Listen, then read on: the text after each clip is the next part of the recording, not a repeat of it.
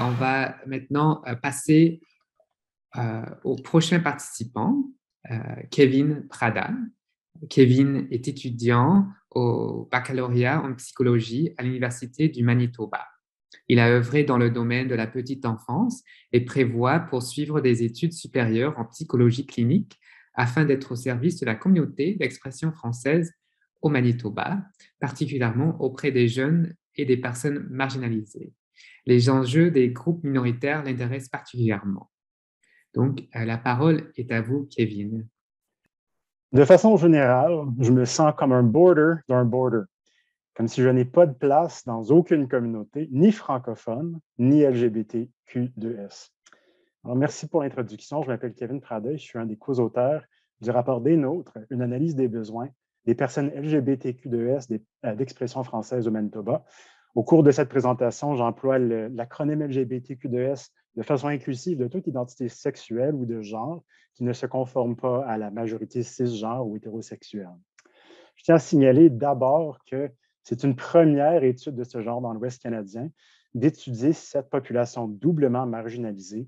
Je vous ai déjà donné un peu d'eau à la bouche avec ce témoignage d'une personne répondante, mais vous constaterez que c'est une communauté qui a des besoins quand même assez particuliers. En faisant ma revue de littérature, j'ai aussi constaté qu'on est les premiers à étudier la population LGBTQ2S, que ce soit en français, que ce soit en anglais ou autrement au Manitoba.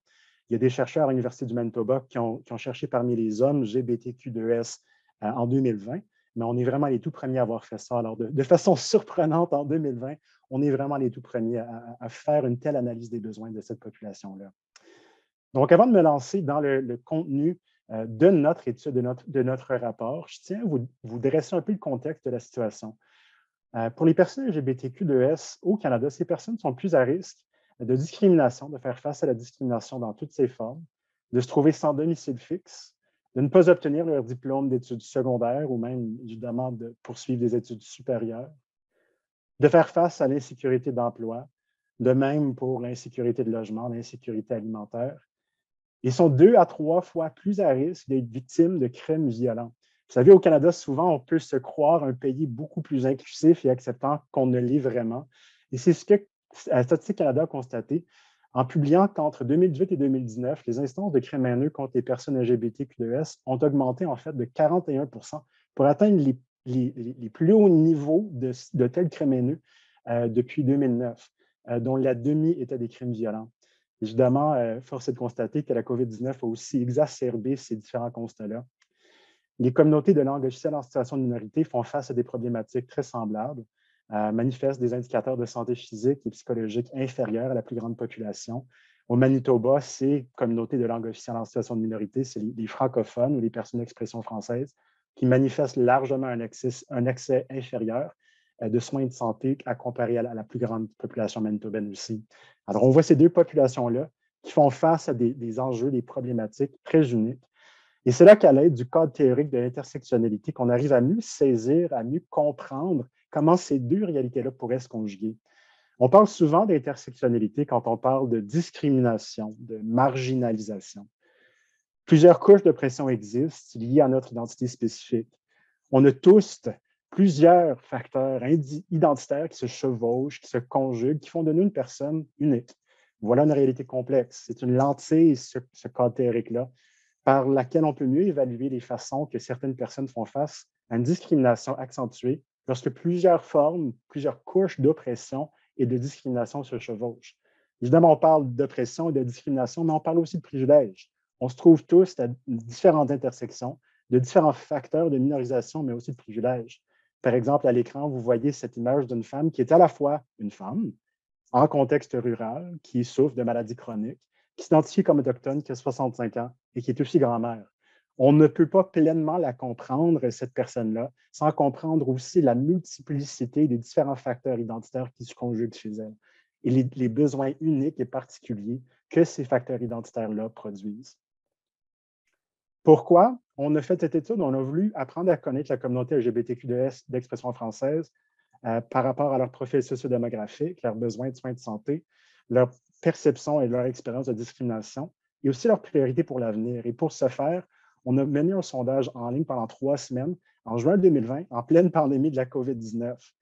Essentiellement, on a été très contents du résultat. On a eu 80 personnes répondantes. Cependant, ça a été un profil quand même assez restreint. La majorité de ces personnes répondantes étaient jeunes, étaient des femmes, gays, lesbiennes ou bisexuelles, habitant en milieu urbain, blanches, nées au Canada et détenaient une formation postsecondaire ou un emploi. Alors, on voit ici un profil qui se démarque très peu du profil largement investigué par les autres études, qui ont souvent un profil très semblable. Donc, on constate qu'il y a plusieurs populations qui ne sont pas représentées. 2 grands thèmes se dégagent des besoins que nous ont confiés ces personnes répondantes. D'abord, c'est l'épanouissement communautaire et interpersonnel, et ensuite, c'est le soutien à la santé et au bien-être. Force est de constater que plusieurs ont témoigné d'un manque d'accueil des personnes LGBTQ2S par la communauté d'expression française et inversement des personnes d'expression française par la communauté LGBTQ2S. Donc, on sent presque le besoin de mettre en sourdine l'une de nos identités au profit de l'autre. Vous voyez l'écran qu'un tiers considère que la communauté LGBTQ2S est moyennement ou peu ou pas accueillante d'elle, et de même pour la demi qui ont dit la même chose, qui nous ont confié la même chose par rapport à la communauté d'expression française. On a encore plusieurs autres témoignages que nous ont confiés nos personnes répondantes que vous pouvez déceler dans notre rapport. Et donc, les grandes priorités des personnes répondantes se rapportent au soutien social, aussi à la santé physique, psychologique et sexuelle. Les 3 grandes recommandations et les retombées de ce rapport impliquent poursuivre l'analyse des besoins. Notre prochaine phase se fera en milieu scolaire par une étude d'action participative.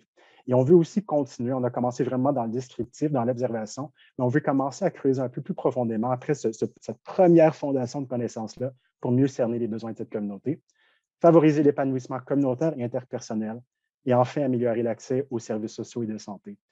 Alors, je vous remercie pour votre temps. Si jamais vous avez des questions, je vous invite à nous envoyer des courriels et à l'écran, vous voyez un code QR pour télécharger le rapport en intégral. Alors, merci pour votre attention.